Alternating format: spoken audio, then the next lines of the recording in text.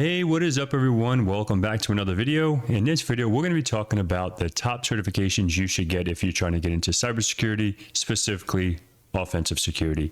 So if you guys are new to the channel, please like, subscribe, and share. Let's get into it and have some fun.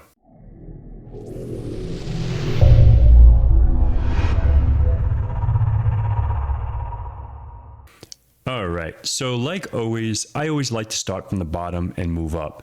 So if you're brand new, this is like if you're brand new, you have no certifications, no training, anything under your belt, you're looking to get into cybersecurity. Obviously, you need to know the fundamentals of networking, systems administration, some type of IT background. But you know, I've seen people that just jumped into Security Plus, moving up in the world, and they're perfectly fine. It's all up to you. You know your abilities, I don't. But this is my recommendation. This is my path for success. And this is, you know, in my programs, in my academy, or whatever you want to call it, in my mentoring, this is what I recommend, and people seem to like it and succeed. So Security Plus from CompTIA obviously is always number one. The reason being is because it gives you a fundamental understanding of security as a whole, right? What is a CIA triad? Confidentiality, integrity, availability, all this good stuff, right? You can go right to CompTIA and look for their Security Plus certification, and you can look at the overview, right? The general security concepts. Let's just try to zoom this in a little bit more. The general security concepts, obviously 12% of the exam. Threats, vulnerabilities, and mitigations, 22%. And I have to say, CompTIA has came a long way. When I did my Security Plus over a decade ago, you know, it was good, but now you have a lot more involved, right? So a lot more to learn, but a lot more to know, right? So look, vulnerabilities, understanding operating system, virtualization, cloud-specific, web-based, and specific supply chain vulnerabilities, right? So this is awesome, right? I'm just going to keep going down here. Security architecture, security operations, and security programs, management, and oversight. So you have a basic understanding. Once you get the certification, you should be able to talk someone a lingo. If someone says, okay, let's talk about endpoint security. If someone says, hey, have you touched an EDR? Okay, if so, which EDR? Oh, you understand, maybe it's MDE, Microsoft Defender for Endpoint, or CrowdStrike, or whatever, right? The list goes on.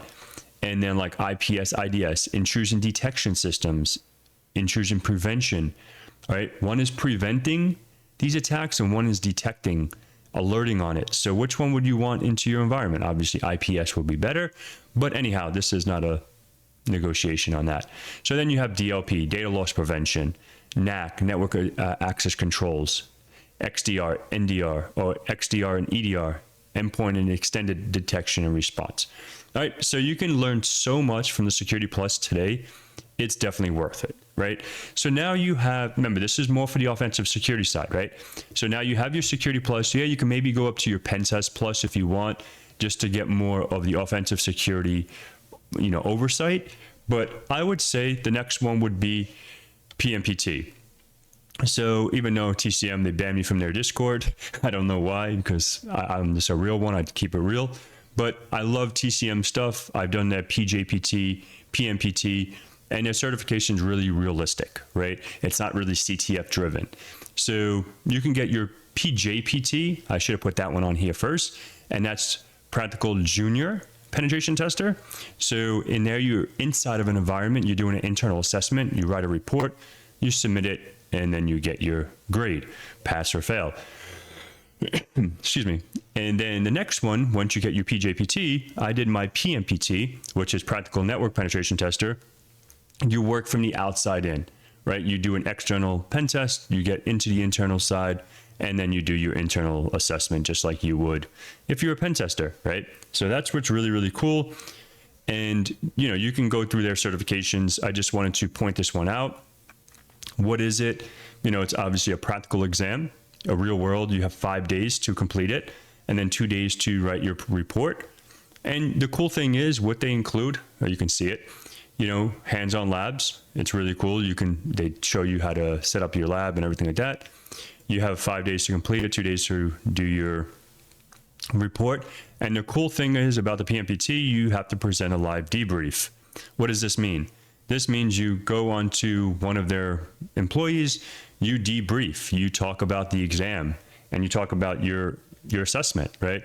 You were able to do this. This is what you found. This is what you would mitigate. This is what you recommend for, remediation, blah, blah, blah. I'm not going to talk about the exam because I don't want to give it away, but you guys should get the gist. And right here, how do you pass? It's pretty simple. I have a video on how I passed. It's not a very difficult exam unless they changed it. It's not very difficult, but as long as you have your training, you should be good. All right, so that's pretty much it for here. And the last thing here, absolutely 0 flags complete, no multiple choice questions. Man, my throat is getting sore. All right, so who should this be for? It's a professional level certification. We recommend students without professional hacking experience begin with the PJPT. That's what I just said. Just start with the PJPT before you get into PMPT. And it's pretty much for all these folks. All right, so let's keep this cooking. The next one, right? So the next one's obviously Hack the Box certifications. Hack the Box certifications are probably my favorite, to be honest. And they just came out with their junior cybersecurity associate. I haven't taken this one, so I can't really talk on it. But the cool thing from what I've read is it gives you a little blue, it gives you a little red, right? Offensive and defensive. So maybe you look at a SIM, you look at a SIM solution, look at security alerts, how these attacks are coming in. I can't really talk too much about it because I don't really know anything about it, to be honest. So it's a junior level, one voucher is $490. That's really, really reasonable. And remember, if you get your PMPT, this is just my assumption. This is not facts.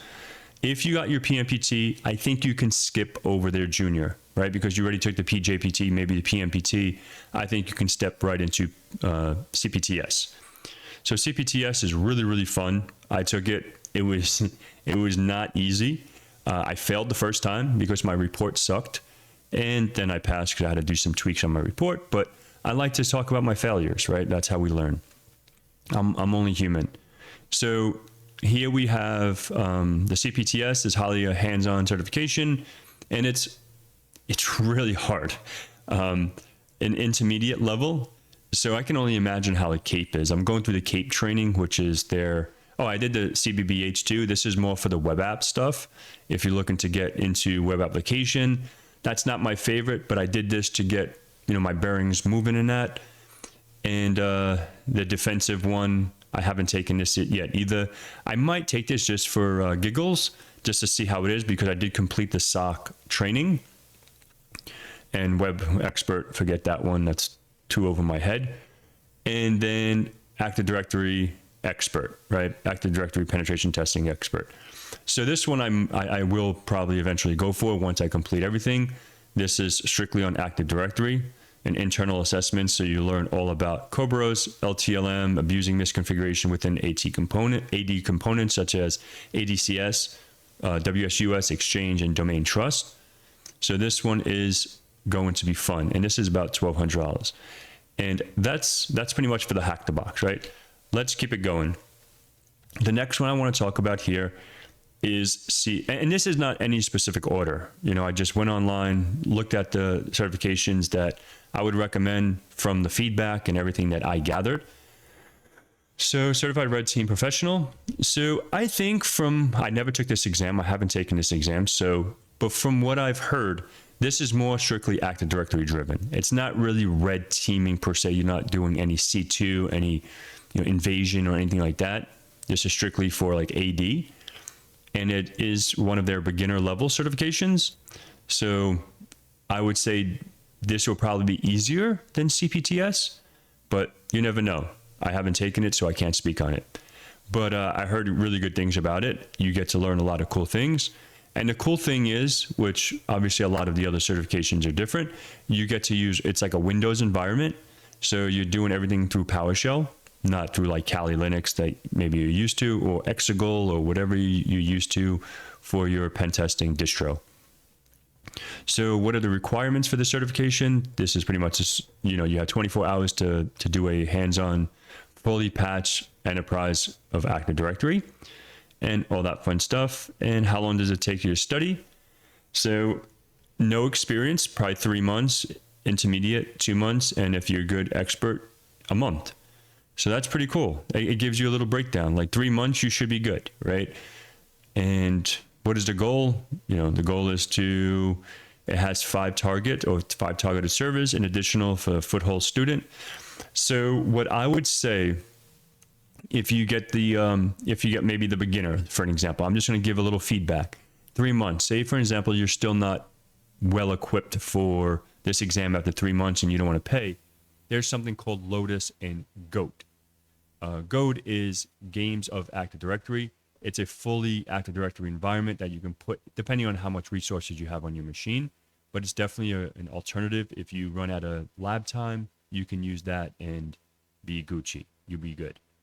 And I have videos on it, and it's really, really fun. I use it to test new attacks, new tools, and try to stay up to par. Okay? And this gives you a little, does attack and defending Active Directory or CPTS used? Yes. So I guess the latest update is 2022 server. Maybe they don't have 2025 yet. Whoops. I didn't mean to do that. So this looks like you're a student, you have the internet, and then you get into their environment here. So that's the CRTP lab. And that's pretty much it. And then you can continue. If you do that and you like their certifications, obviously you can look at their certifications and you can go for CRTE, CRTM, CETP, and so on. Azure, blah, blah, blah. They have a lot now. I didn't even realize they had so many now. All right, so the next one. The next one is the CRTO. CRTO is from 0 Point Security. And this is more red team operator, right? You're using Cobalt Strike. And you can see here, I know I get a lot of feedback or kickback or whatever about not doing the training, but I just, whatever. I was able to get access to a Cobalt Strike environment. I was testing some stuff. I was able to use the tool, and I went on GitHub and got a CRTO cheat sheet. So it gives you it's not really a cheat sheet. It's more of someone else's notes that they were able to break down everything that he did. And I just took that and, helped me with some of the commands and stuff like that. So yeah, and I know I get kickback and I know who it is, but whatever. Haters are going to hate. I don't give a shit. All right. So let's just look on here, right? So get started. You have your welcome introduction to red teaming, adversary emulator versus simulation, the attack lifecycle, engaging, whatever. Planning. So you have long compliance, malware, you have Cobalt Strike, you have initial access, you have persistence, post-exploitation, privilege escalation, and then persistence, credential access, user impersonation, discovery. So you learn a lot of stuff here, right? And I would say from everything, here, because I did take notes and I did look at everything, I probably had about 75% under my belt already. Maybe the other 25% I was able to get from those cheat sheets. And yeah, so that's pretty much that. Obviously, I didn't do the training, so I can't really talk on his training, but I assume it's really good because he's well known in the industry and everything. So yeah, and then so I think they did change it. So if we come over here to the next screen here, so I guess they put RTO, but CRTO. Holders have a knowledge and skills to perform adversary simulation and emulation exercises with Cobalt Strike. They use Cobalt Strike in this exam. So you'll know everything we just went over. And then, yeah, I think that is it. Yep, that's going back to the Security Plus. But that's what I would say. Obviously, that's pretty much the video. And I'll just do a little bonus clip because people ask about OSCP, offensive security. The thing about offensive security with me, I am not allowed on their platform at the moment, right? I got banned because I got scammed. I got scammed many, many years ago.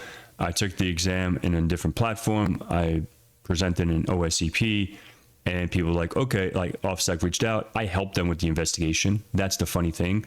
I helped them with the investigation. I sent all the proof that, you know, this is what I did. This is who I got the voucher from, blah, blah, blah.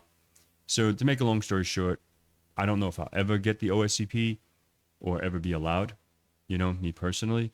Maybe hopefully one day if they get their act together and they understand that it's a mistake because I didn't do anything, you know, to put myself in prison. But anyway, yeah, so there's other certifications out there, but I think these in general will get you, you know, your foot in the door with an interview, at least just talk to someone, because if you complete, I'm not saying doing every single one of those, right? But these are the ones that, you know, you can tinker with. You can see who's your best professor, your best way of learning. Like Hack the Box, there's no videos, right? So it's a lot of reading, it's a lot of labs, but there's no one showing you how to do it, right? It's showing you how to do it in a written format, not like if you're used to like watching on one monitor, listening to someone, and then you're, you know, doing the lab or whatever, and you can pause it and follow along. They don't have that, right? But if you do like TCM, you know, they have their videos. You can sit like your, you know, I have 3 monitors here, right? So I can have one instance, my video up top. I can watch the video, and then I can have my like virtual machines, you know, my labs on one screen, and and my notes in one screen. So I'm pretty well equipped. So yeah, you know, it all depends, right? But I think starting out with your Security Plus, definitely a must have, because that'll give you the understanding and the lingo of security as a whole. But hopefully this is informative for you folks. If there's any certifications that you have done in this video, please put it in the comments below and let me know your experience. Thank you so much, and I'll see you guys in the next one.